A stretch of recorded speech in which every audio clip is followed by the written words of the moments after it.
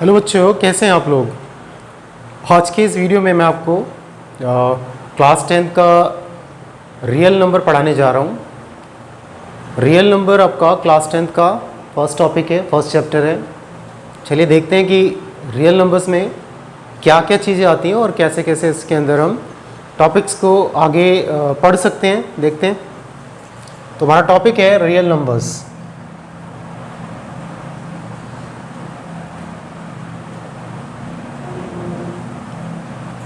Real numbers, जिसको हम हिंदी में वास्तविक संख्याएं भी कहते हैं। वास्तविक संख्याएं।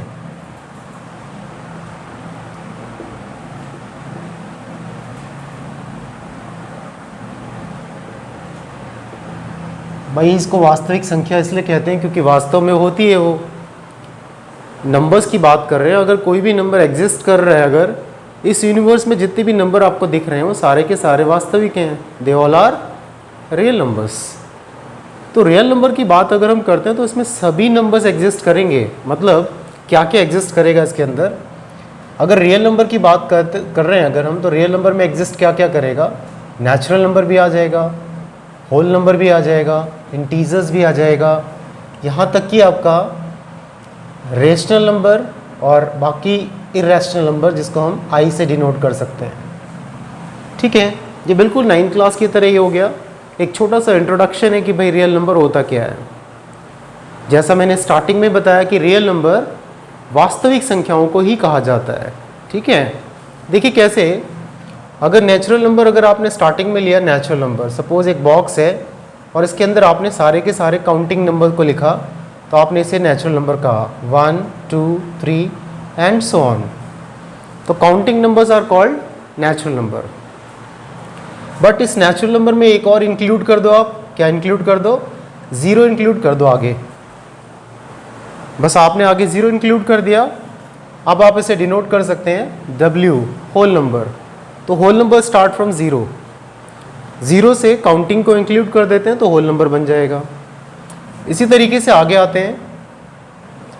अगर आप दोनों साइड में, राइट में भी और लेफ्ट में भी, अगर आप इधर जा रहे हैं इधर, तो इधर तो बढ़ते जा रहे हैं आप। ठीक है, और इस तरफ लेफ्ट में अगर आप देखें तो ज़ीरो के बाद -1 आएगा। ठीक है, देन -2 आएगा, इस तरीके से एंड सो ऑन। और यहाँ पर आप तो बढ़ते ही जा रहे हैं,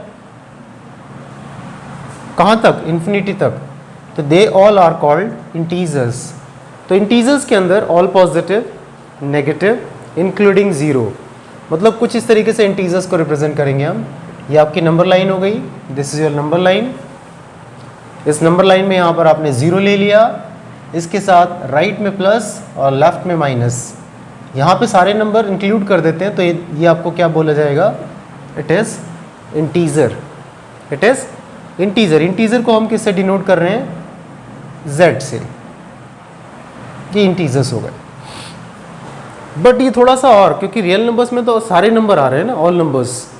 तो we are talking about all numbers. तो आप एक काम कर सकते हैं, अब इसमें कुछ नंबर्स को और इंक्लूड कर लीजिए। आपके पास इंटीजर्स थे, इंटीजर्स में काम करते हैं, फ्रैक्शनल नंबर को भी इंक्लूड कर देते हैं, which are in the form of P/Q। Suppose यहाँ पर कुछ मैंने नेगेटिव का ले लिया, जैसे 1/2 ले लिया, 1/4 ले लिया, या 5/6 ले लिया, इस तरीके के नंबर्स एंड सो ऑन। ऐसे इस तरफ में भी कुछ पॉजिटिव ले लिया, 3/4 ले लिया, 5/7 ले लिया, इस तरीके से। तभी बन जाएगा अपने आप में रेशनल नंबर Q। और इसके बाद अगर और भी इंक्लूड कर लेते हैं इसके अंदर, अगर आप और इंक्लूड कर लेते हैं ऐसे, कैसे क्या इंक्लूड करते हैं इसके अंदर? Irrational numbers. इरेशनल नंबर्स को हम I डिनोट करते हैं, I = इरेशनल नंबर्स। भाई इरेशनल तो पता ही होगा आपको। Irrational numbers are those number which can not be express in the form of P/Q। Moreover आप इसे डेसिमल एक्सपेंशन से भी एक्सप्लेनेशन दे सकते हैं। डेसिमल एक्सपेंशन कहता है कि भाई कोई भी डेसिमल एक्सपेंशन अगर non terminating and non recurring होता है। कैसे होता है? Non terminating and non recurring. भाई उसका नेचर कैसा होना चाहिए? ना तो वो टर्मिनेट करे ना रिकरिंग करे, तो ऐसे केसेस में उसको हम कहते हैं इरेशनल नंबर्स। तो आप ऐसे इरेशनल नंबर्स को इंक्लूड कर सकते हैं। यहाँ पर आप ले सकते हैं पाई, एक ई ले सकते हैं, इसका वैल्यू 2 3 के बीच में होता है, ठीक है, यूलर वैल्यू कहते हैं इसको। और भी बहुत सारे ऐसे आप 1.01, 001, 0001 एंड सो ऑन, ठीक है। तो दीज और numbers are called irrational number. तो यहाँ थोड़ा सा अंडरस्टैंड करते हैं कि ये जो पूरा का पूरा आपने बॉक्स देख रहे हैं आप, natural number, whole number, integers, then उसके बाद आपने यहाँ पर रैशनल नंबर देखा, देन उसके बाद उसके बाहर आपने क्या देखा, ये I stand for irrational numbers, ठीक है। तो इन सभी को इंक्लूड कर देते हैं तो हमारा क्या फॉर्म करेगा, रियल नंबर्स, ठीक है। बहुत छोटा सा भी बोल सकते हैं हम स्मॉलर में भी बोल सकते हैं कि real number which is the combination which is the sum of I plus में क्यू, मतलब ऑल रैशनल नंबर प्लस में रैशनल नंबर, ये सब मिला करके आपका क्या दे देगा, रियल नंबर्स दे देगा। भाई सीधी सीधी बात हो गई कि जितने भी नेचुरल है वो भी आपका रैशनल फॉर्म में हो सकता है, होल नंबर्स भी रैशनल फॉर्म में हो सकते हैं, ऑल इंटीजर्स वो भी रैशनल फॉर्म में हो सकते हैं। तो रैशनल और इरेशनल को टोटल करके देखें अगर, तो हमारे पास जो पूरा सेट बनेगा वो सेट हमारा किसका बनेगा, रियल नंबर्स का बनेगा, ठीक है। तो यहाँ तक की बात तो आपकी क्लास 9 का एक इंट्रोडक्शन था, चैप्टर नंबर 1। चैप्टर नंबर 1 में जो नंबर सिस्टम था ये उसी से रिलेटेड पूरी चीज़ें हैं। क्योंकि आप देख रहे हैं बेटा यहाँ पर चैप्टर का नाम जो लिखा हुआ, रियल नंबर लिखा हुआ, तो इसको अंडरस्टैंड करना ज़रूरी है, क्योंकि हम बात कर रहे हैं उन सभी वास्तविक नंबर की बात कर रहे हैं जो पूरे मतलब यूनिवर्स में आप कह सकते हैं कि एग्जिस्ट करता है, होता है, ठीक है। चलिए थोड़ा सा आगे चलते हैं, आगे बढ़ते हैं। रियल नंबर्स में अगर हम देखें तो जब हम इसको स्टार्ट करते हैं, जब इसको आगे कंटिन्यू कर रहे होते हैं हम, तो सबसे पहले हम क्या करते हैं, एक मैथमेटिशियन है, ग्रीक मैथमेटिशियन, जिनको हम बोलते हैं फादर ऑफ ज्योमेट्री कहते हैं इनको। क्या कहते हैं, फादर ऑफ ज्योमेट्री। इन्होंने एक बुक लिखी थी, element of geometry. Element of geometry इनकी बुक का नाम था, जिसके अंदर उन्होंने ज्योमेट्री के सारे टर्म्स एक्सप्लेनेशन दिए थे, पोस्टुलेट दिए थे।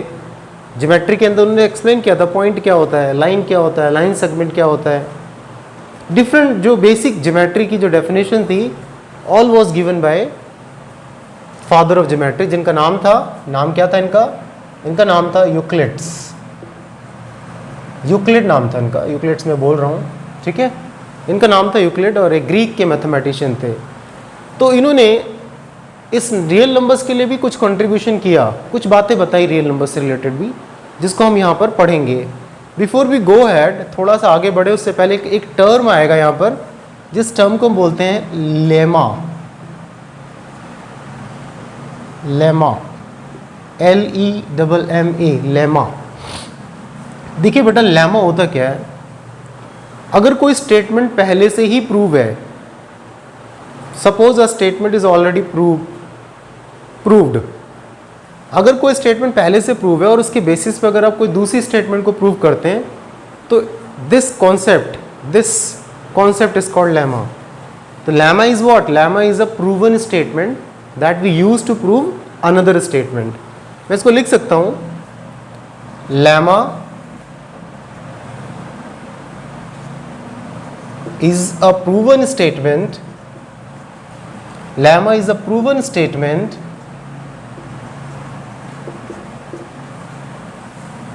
which we use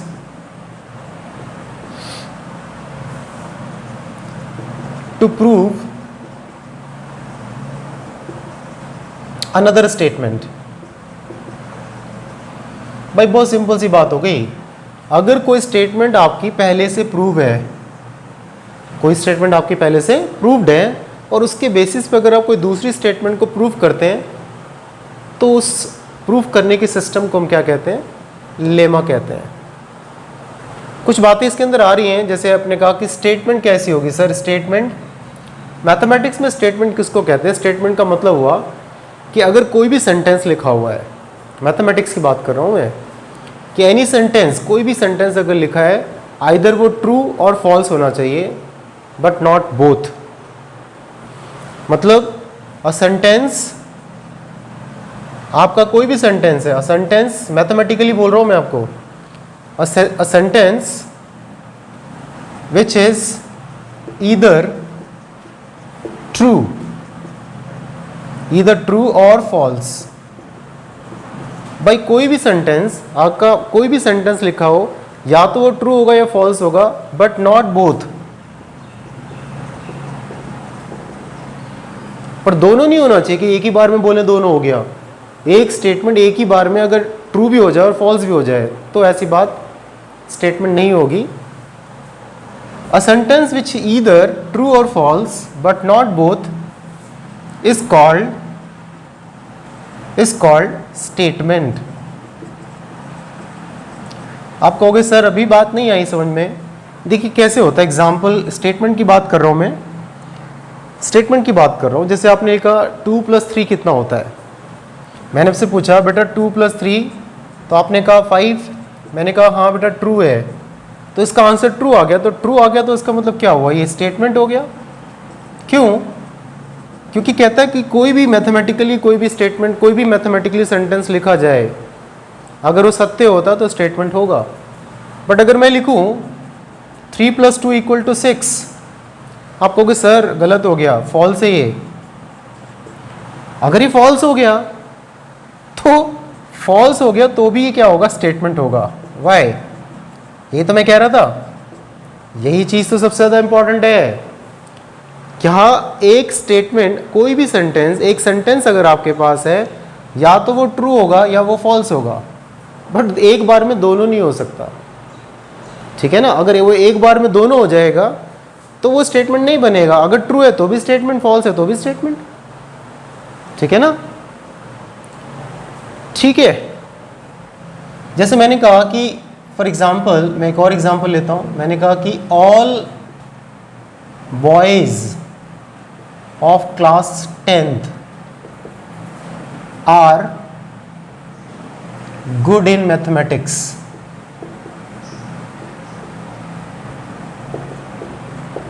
मैंने कहा कि क्लास 10th के सभी बच्चे मैथमेटिक्स में गुड हैं। अब इसका उत्तर क्या हो सकता है? आप कहोगे सर हो सकता है कुछ बच्चे पढ़ते हो कुछ ना पढ़ते हो। तो ये बात के अंदर it is difficult to decide कि कितने सही और कितने गलत हैं। अंडरस्टैंड? तो यहाँ पर क्या होगा, आपका आंसर ट्रू भी हो सकता है और फॉल्स भी हो सकता है। मतलब आपके आंसर में दो आंसर हो सकता है, क्योंकि डिसाइड करना मुश्किल है ना कि भाई सारे पढ़ने वाले सारे गुड है मैथमेटिक्स में कि नहीं है, वो तो बात की बात है ना।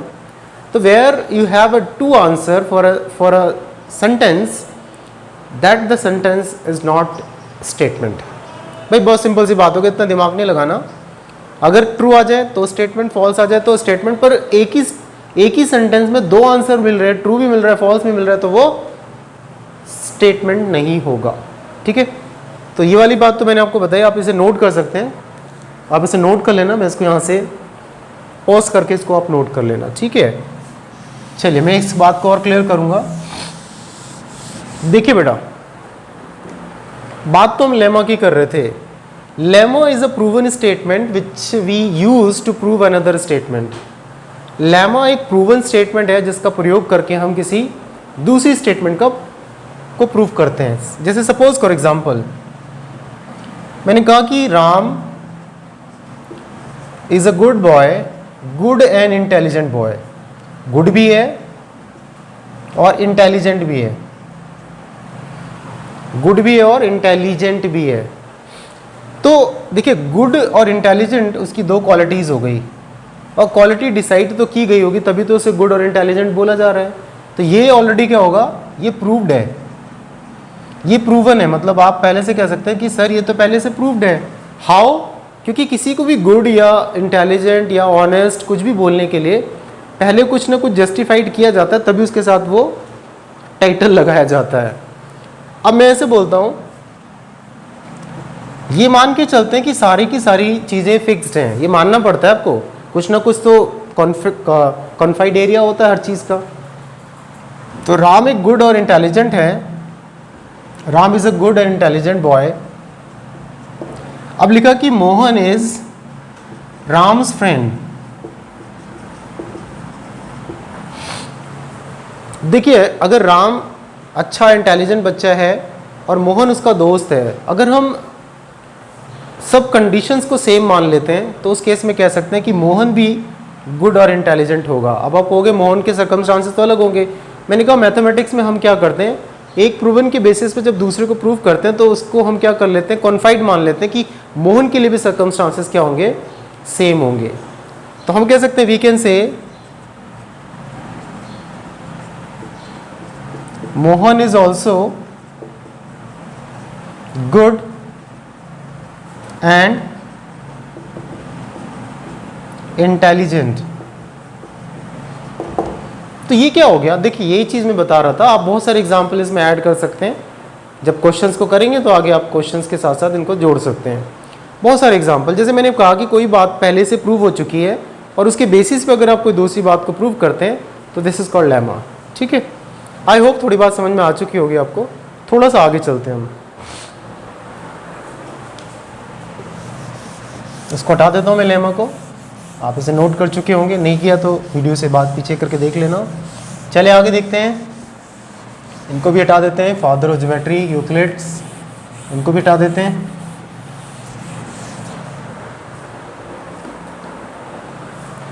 अब मैं आपको यूक्लिड का जो डिवीज़न लेमा होता है उसके बारे में बताऊंगा। वो आपका टॉपिक है सबसे इम्पॉर्टेंट।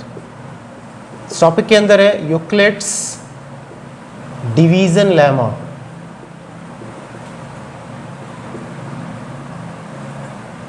यूक्लिड का डिवीज़न लेमा जो होता है वो बेसिकली हम इस्तेमाल इसलिए करते हैं किसी नंबर को डिसाइड करने के लिए कि भाई वो नंबर ऑड होगा कि इवन होगा, कैसे होगा, ये डिसाइड करने के लिए। तो उन्होंने जो लेमा दिया, यूक्लिड ने जो एक लेमा एक स्टेटमेंट दिया, उस स्टेटमेंट के बेसिस पे हम कुछ क्वेश्चंस को सॉल्व करेंगे। देखिए नॉर्मली होता क्या है, सपोज एक नंबर है आपके पास, सपोज 15 है और आप इसे 4 से डिवाइड करते हैं तो 4 3 ज़ा 12 हो गया, 3 का रिमाइंडर आ गया। ठीक है, तो दिस पार्ट इज रिमाइंडर, ये आपका रिमाइंडर है, ये आपका क्या हो गया, क्वोशिएंट हो गया, और ये वाला पार्ट आपका क्या हो गया, डिवाइजर।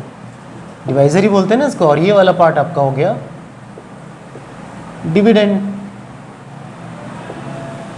तो आप क्या लिखते थे जब आप डिवीजन एल्गोरिथम लिखते हैं, तो क्या लिखते हैं, जब आप डिवीजन एल्गोरिथम लिखते हैं तो डिवीजन एल्गोरिथम में क्या लिखते हैं, डिविडेंड, ऐसे को लिखते हैं, dividend is equal to divisor. भाई ऐसे ही तो लिखते हैं ना, dividend equals to divisor multiplied by quotient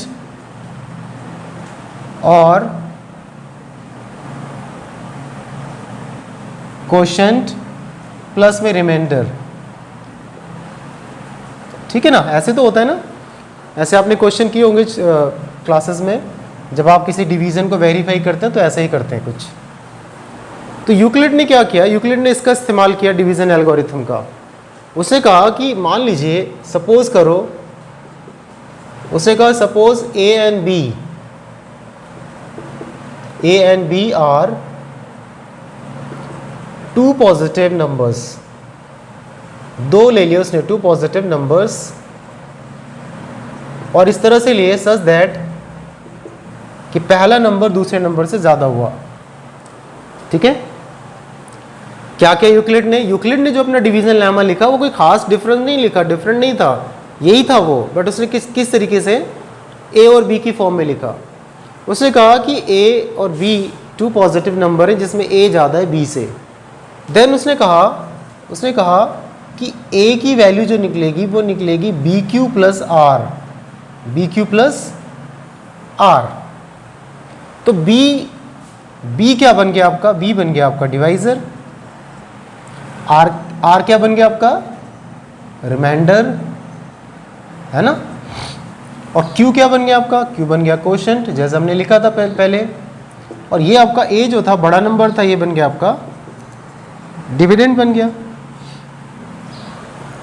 तो यही हुआ a is equal to B Q plus R. एक और ख़ास कंडीशन दी, उसने कहा कि जहाँ पर रिमाइंडर की वैल्यू क्या होगी, रिमाइंडर ऑलवेज, रिमाइंडर की वैल्यू जो होगी r, वो हमेशा क्या होगा, b से, तो जो आपका डिवाइज़र है उससे छोटा होगा। डिवाइज़र आपका क्या था, डिवाइज़र आपका b था। आपका रिमाइंडर हमेशा, आपका रिमाइंडर हमेशा डिवाइज़र से छोटा होगा और इक्वल टू 0 होगा या फिर 0 से ज़्यादा होगा। This was the condition given by Euclid's. देखो यहाँ पे, देखो ना, यहाँ अगर आप 4 से डिवाइड कर रहे हो, 4 से डिवाइड करते से समय रिमाइंडर के बारे में क्या कह सकते हो आप, सोचो। अगर आप किसी नंबर को 4 से डिवाइड करोगे तो पॉसिबिलिटी ऑफ रिमाइंडर क्या हो सकता है। आप कहोगे सर मेरा रिमाइंडर तो हो सकता है कि 0 आ जाए।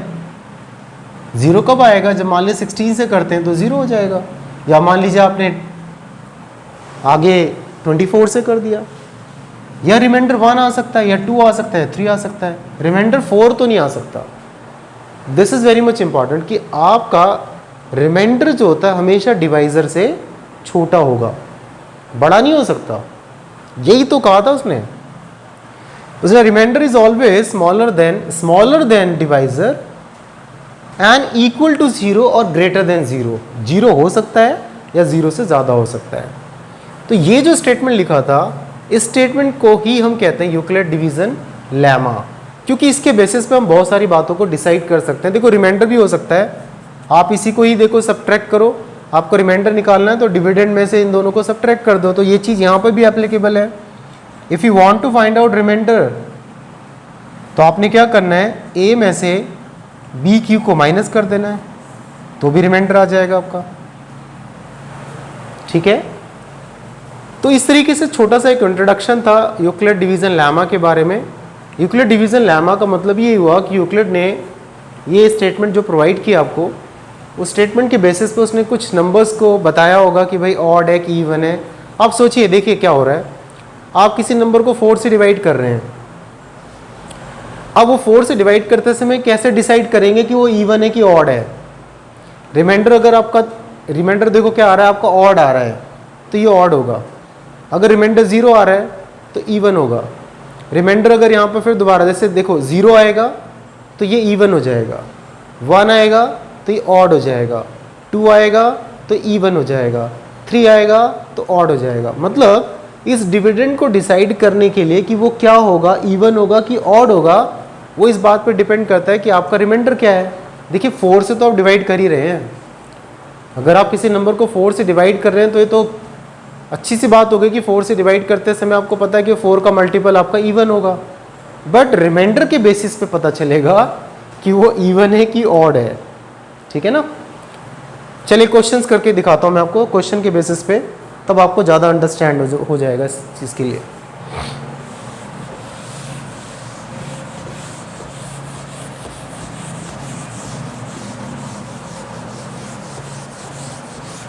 सपोज करो आपके पास क्वेश्चन में दिया आपको using, this is question, using Euclid's lemma prove that, आपसे कहा प्रूव करके दिखाओ, prove that 4q + 1 and 4q + 3 are odd positive integer.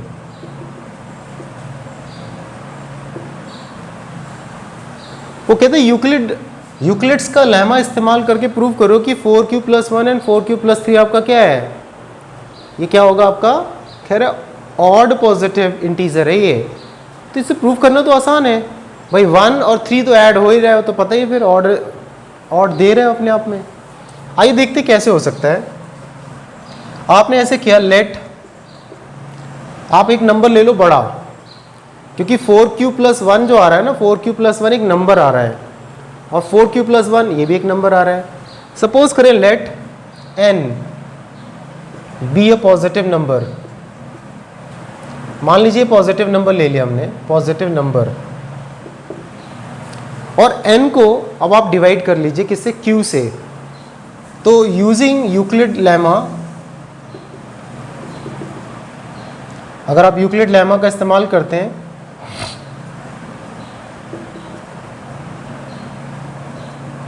तो आप क्या लेंगे, n इज इक्वल्स टू, अब n लेंगे ना, आपने बड़ा नंबर क्या लिया, n लिया। अगर मैं a लिखूंगा तो a लिखूंगा यहाँ पर, तो n is equals to B Q plus R. भाई पहले आपने बड़ा नंबर a लिया था, मैंने n ले लिया, तो बी क्यू मतलब आपने क्या किया, b की जगह पर आपको प्लेस क्या करना है, 4 प्लेस करना है, तो आप पुट कर लो, put b is equals to 4। तो b4 पुट करने से क्या हो गया, n इज इक्वल्स टू हो जाएगा 4q प्लस r। अब आपका b4 है, b4 का मतलब आपका डिवाइजर 4 है, ये आपका डिवाइजर होता है बेटा, ये वाला आपका डिवाइजर होता है हमेशा, तो आपका डिवाइजर 4 हो गया। अब डिवाइजर 4 है, देन आपको वहाँ से पता चल रहा है कि रिमाइंडर जो होगा वो 0 हो सकता है, 1 हो सकता है, 2 हो सकता है, 3 हो सकता है, 1, 2 और 3 हो सकता है रिमाइंडर। अब नंबर का क्या प्रोडक्शन कर सकते हैं, देन आपका जो नंबर n था वो क्या हो सकता है, आप कहेंगे सर 4q हो सकता है, 4q प्लस r है। अब रिमाइंडर को 0 ले लें तो कहोगे सर 4q प्लस 0 हो सकता है, यानी और बोले 1 लेंगे सर तो बन जाएगा 4q प्लस 1, और 4q प्लस 2 भी हो सकता है, या फिर 4q प्लस 3 भी हो सकता है। ठीक है, अगर आप किसी नंबर को 4 से डिवाइड करेंगे तो वो जो डिविडेंड होगा वो डिविडेंड आपका 4q plus 0, 4q plus 1, 4q plus 2 and 4q plus 3 कुछ भी हो सकता है। देखिए इसमें से डिसाइड करते हैं कि कौन सा आपका ऑड है और कौन सा आपका इवन है, क्योंकि क्वेश्चन में तो आपको ऑड मांगा है। भाई 4 से मल्टीप्लाई करते हैं तो इवन आता है, तो ये वाला पार्ट तो आपका इवन हो गया, बट इवन में अगर 1 जोड़ दिया तो ये वाला पार्ट ऑड हो गया, और ये वाला पार्ट आपका इवन होगा, ये वाला पार्ट आपका ऑड होगा। क्लियर हो गई बात? तो आप कह सकते हैं therefore 4q plus 1 and 4q plus 3 are odd positive integer. इस तरीके से बातें आपसे पूछी जाएंगी। कई बार ऐसे क्वेश्चंस आते हैं जो लेमा, यूक्लिड डिवीजन लेमा पे बेस्ड होते हैं। ठीक है, तो इसमें इतना कोई खास नहीं होगा। अपने क्वेश्चन में जो भी क्वेश्चन को पढ़ना है ध्यान रखना, अगर यहाँ 4 लिखा हुआ है तो 4 आपका क्या होगा, 4 आपका डिवाइजर होगा, और 4 डिवाइजर होगा, डिवाइजर से ही आपका क्या होगा, रिमाइंडर डिसाइड होगा। इसी तरीके से जो भी लिखा होगा यहाँ पर 6 लिखा है तो 6 डिवाइजर होगा, 5 लिखा है तो 5 डिवाइजर होगा, और ये जो लिखा हुआ है ये पूरा अपने आप में क्या है, अपने आप में ये डिविडेंड है। बस आपसे पूछ रहा है कि वो जो डिविडेंड है आपका, वो डिविडेंड है क्या, इवन है कि ऑड है, इस क्वेश्चन के हिसाब से। क्लियर हो गई बात? ठीक है, चलते हैं आगे बढ़ते हैं। चलिए आइए देखते हैं। अब आपके सामने देखना एक क्वेश्चन यहाँ पे लिखा हुआ है, क्वेश्चन बिल्कुल उसी से रिलेटेड ही है। इसमें भी हम यूक्लिड डिवीजन लेमा का इस्तेमाल करेंगे और देखेंगे कि इसको सॉल्व कैसे कर सकते हैं। See, show that square of any positive integer. कह रहा प्रूव करके दिखाओ कि किसी भी पॉजिटिव इंटीजर का स्क्वायर कर दिया जाए तो स्क्वायर करने पर वो नंबर 3m या फिर 3m प्लस 1 की फॉर्म में लिखा हुआ दिखाई देगा। बड़ा अजीब क्वेश्चन हो गया। कह रहे कोई नंबर ले लो और उसका स्क्वायर कर दो। जब आप इसका स्क्वायर करेंगे तो आपको 3m और 3m प्लस 1 लिखा हुआ दिखाई देगा। वो देखते हैं भाई कैसे हो सकता है, क्योंकि इसने कहा 3m प्लस 1 और 3m की फॉर्म में आएगा तो पक्की बात है कि आपको उसको 3 से तो डिवाइड करना ही पड़ेगा। आप एक नंबर ले लो, आपने क्या, लेट a, स्मॉल a ले लेता हूं इस बार, a be the positive, a आपने एक पॉजिटिव इंटीजर ले लिया। आप पॉजिटिव इंटीजर लिया, आप यूज करेंगे यूजिंग यूक्लिड डिवीजन लेमा का इस्तेमाल करेंगे तो उसमें क्या आएगा, a is equals to B Q plus R. ऐसे होगा ना, a is equals to B Q plus R. ये this is the statement, lemma की स्टेटमेंट भी यही है। अब आपने क्या करना है, पुट करना है। क्या पुट करना है? बी की जगह पे पुट करना है आपको 3। क्वेश्चन में 3 आ रहा है यहां पर। तो अब आपका ए क्या बन गया, नंबर क्या बना, 3q प्लस आर। देखिए जब आप b इक्वल टू 3 पुट करते हैं तो आपका रिमाइंडर क्या हो सकता है, देन रिमाइंडर होगा वेयर, भाई आपका रिमाइंडर आएगा 0 1 2, 3 से कम आपका रिमाइंडर आएगा 0 1 और 2, इससे ज़्यादा नहीं आएगा। तो वो जो नंबर की बात कर रहे थे, देयरफॉर ए की पॉसिबिलिटी क्या हो सकती है, ए हो सकता है 3q प्लस 0, 3q प्लस 1 या फिर 3q प्लस 2, यही होगा ना। बट हमसे क्या कह रहा था कि जो a लिखा हुआ है नंबर, कहा था ना square of any positive number या इंटीजर, यानी इसका स्क्वायर करोगे तो आपका आंसर 3m आएगा और 3m प्लस 1 आएगा। आप करके देखते हैं कि कैसे हो सकता है।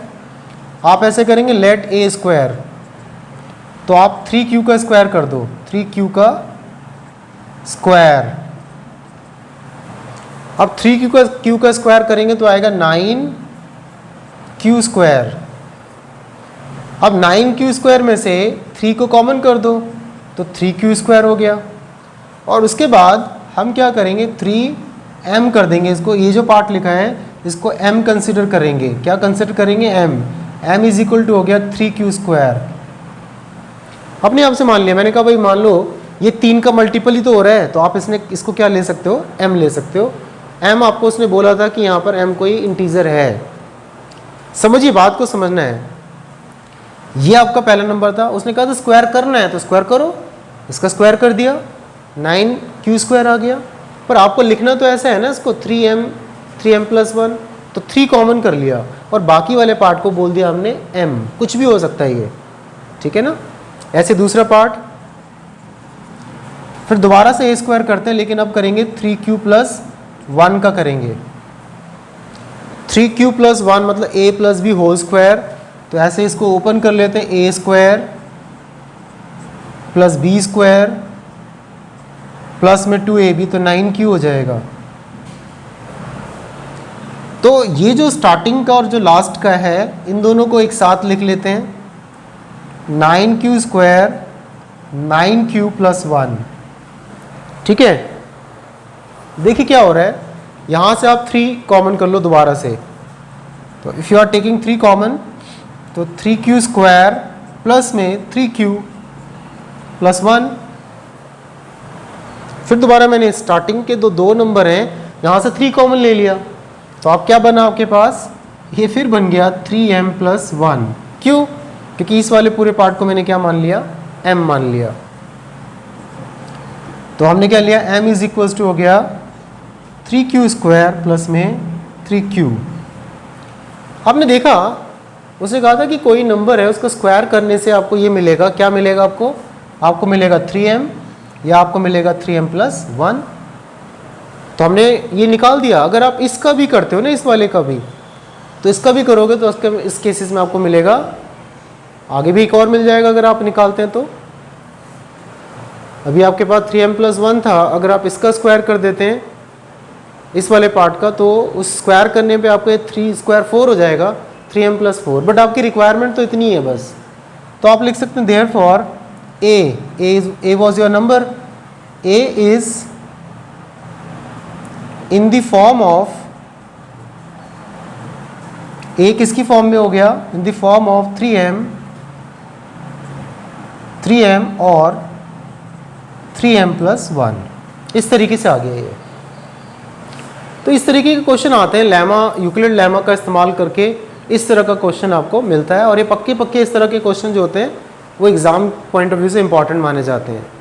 ऐसे एक और भी क्वेश्चन आपकी बुक में एनसीईआरटी के अंदर अगर आप देखते हैं तो वहाँ पर होगा cube of a number, cube of any positive integer, वो आपकी एक्सरसाइज का एक क्वेश्चन है। क्यूब के अंदर क्या करना होगा, यहाँ क्यूब कर देंगे, यहाँ क्यूब कर देंगे, सॉल्व करेंगे, ऐसे आपको आंसर मिल जाएगा। ठीक है, नोट कर लो इसको, pause the video, note down.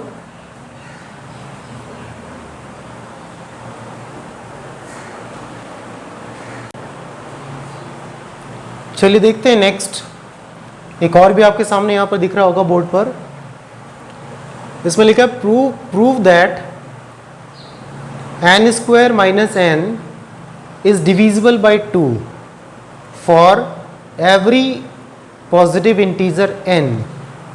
देखिए बात ये कह रहा है कि कोई भी पॉजिटिव इंटीजर आपके पास है, मतलब कोई नंबर है n है आपका, तो वो n नंबर अगर इस फॉर्म में लिखा आ जाए ऐसे n स्क्वायर माइनस 1, तो आपको प्रूव करना है कि वो 2 से डिवाइड हो सकता है। देखिए n क्या है यहाँ पर, n आपका एक नंबर है, पॉजिटिव नंबर, पॉजिटिव इंटीजर, तो n तो आपको दे रखा है, तो हमारे क्वेश्चन में n आपको पहले से प्रोवाइडेड है, तो वी हैव n, हमारे पास n क्या है, we have n a positive integer, n हमारे पास एक पॉजिटिव इंटीजर है, ठीक है। अब आपने क्या करना है, वो जो नंबर आपका पॉजिटिव नंबर है n, भाई कोई भी नंबर है आपके पास, कोई भी नंबर है, अगर आप उसके बारे में बताना चाहते हैं कि वो नंबर क्या होगा, तो लेमा का इस्तेमाल कर सकते हैं, यूजिंग यूक्लिड्स लेमा। अब आप यूक्लिड लेमा का इस्तेमाल करेंगे तो उसके हिसाब से n इक्वल टू क्या आएगा, यूक्लिड लेमा का इस्तेमाल करेंगे तो n इक्वल्स टू मिलेगा आपको बी क्यू प्लस आर, ठीक है। क्या मिलेगा, बी क्यू प्लस आर। तो बात तो ये कह रहा था कि वो 2 से डिविजिबल है, आप इसे प्रूव करके दिखाओ, पर किसको, इसको प्रूव करना है कि 2 से डिविजिबल है। तो पहले अपने n तो सही कर लेते हैं, आप पुट करो b is equals to 2 put कर दो 2, तो n की वैल्यू कितनी हो जाएगी 2q प्लस में r, और r कितना होगा यहाँ पर, where r is equals to 0 and 1। भाई आपने अगर 2 से डिवाइड किया तो आपका रिमाइंडर 0 हो सकता है या फिर 1 हो सकता है। देन n की वैल्यू कितनी हो जाएगी, n इक्वल टू हो जाएगा 2q प्लस 0 और 2q प्लस 1, ये 2 नंबर हो सकते हैं आपके, n ये भी हो सकता है और n ये भी हो सकता है, अंडरस्टैंड। अब चेक करते हैं कि ये जो एक्सप्रेशन गिवन था, क्या ये एक्सप्रेशन भी 2 से डिविजिबल है कि नहीं, क्योंकि क्वेश्चन तो यही मांग रहा है, क्वेश्चन कह रहा है आपको प्रूव करना है n स्क्वायर माइनस 1 2 से डिविजिबल है, आप इसे प्रूव करके दिखाओ। तो आप एक काम करो, लेट करो n square minus n which is equals to, अब n का वैल्यू कितना है, पहले आप लोगे 2q, तो आप लिखेंगे यहाँ पर 2q स्क्वायर माइनस में 2q, और आप इसे चेक करो तो ये बन गया 4q स्क्वायर माइनस में 2q, और 2 कॉमन करेंगे तो ब्रैकेट में आएगा 2q स्क्वायर और q। तो देखा आपने, जो ये n स्क्वायर माइनस 1 आ रहा है उसमें 2 क्या आ रहा है, 2 इसके बाहर आ रहा है, 2 इसका मल्टीपल है। अगर ये 2 इसका मल्टीपल है तो क्लियर हो गया कि भाई ये 2 से डिविजिबल है, अंडरस्टैंड। अगर 2 इसका बाहर मल्टीपल है तो इसका मतलब एक्सप्रेशन आपका क्या है, 2 से डिविजिबल है, ठीक है। दूसरा भी देखते हैं, ऑल्सो एक और भी पार्ट दे रखा है आपके पास, देयर वन मोर पार्ट, दोबारा से ले लिया n स्क्वायर माइनस 1, लेकिन अब की बार n की वैल्यू ले ली है 2q प्लस 1, ये वाला, क्योंकि नंबर की बात कर रहा था कि नंबर तो आपका 2 कोई भी हो सकता है, ये भी हो सकता है, ये भी हो सकता है। तो n स्क्वायर माइनस n, भाई इसको खोलो पूरा, इसको पूरा एक्सपेंड कर लेता हूँ, 4q स्क्वायर प्लस में 4q प्लस 1, इसको भी ओपन कर लेता हूँ, 2q माइनस 1, कैलकुलेशन ही तो करनी है भाई। अब आप इसकी कैलकुलेशन कर लेते हैं तो कैलकुलेशन के बाद आपको आसानी पड़ जाएगी, आसानी से निकाल सकते हैं इसको आप। चलिए देखते हैं कितना हुआ, 4q स्क्वायर ऐसे लिख देते हैं, बाकी यहाँ से 1 प्लस का माइनस का कट कर दो, और प्लस का 2q, यहाँ से अगेन 2 कॉमन कर लेते हैं तो 2q स्क्वायर प्लस में q अगेन। आपने देखा यहाँ पर दोबारा से 2 इसका क्या हो गया, 2 मल्टीपल है, और ये मल्टीपल है तो ये एक्सप्रेशन क्या होगा, 2 से क्या हो जाएगा, डिविजिबल होगा। आपने चेक किया इसमें, आपको पता चला कि वो जो n आपका इंटीजर था, अगर वो इस फॉर्म में लिखा हुआ आ जाए तो वो 2 से डिविजिबल होगा। So we can say, what we can say, n square minus 1 is divisible by 2। ठीक है, आई होप कि आपको समझ में आ गई होगी बात। इससे रिलेटेड आपको बहुत सारे क्वेश्चन इसमें बनते हैं, इस तरह से रिलेटेड आपको बहुत सारे क्वेश्चन बनेंगे, आप देख सकते हैं ऐसे क्वेश्चंस को। ठीक है ना, तो अभी के लिए बस इतना ही, बाकी नेक्स्ट वीडियो में देखते हैं। Thank you for watching, thank you very much.